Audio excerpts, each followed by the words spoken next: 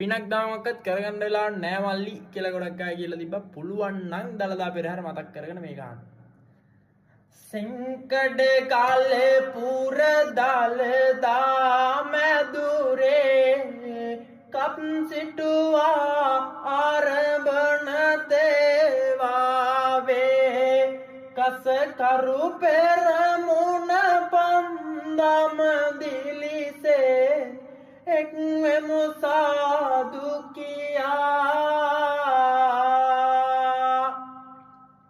අලුත් නුවර සිට හොඬ අකුලාගෙන අලුත් නුවර සිට හොඬ අකුලාගෙන නවගමුවට එනවාද ඇතා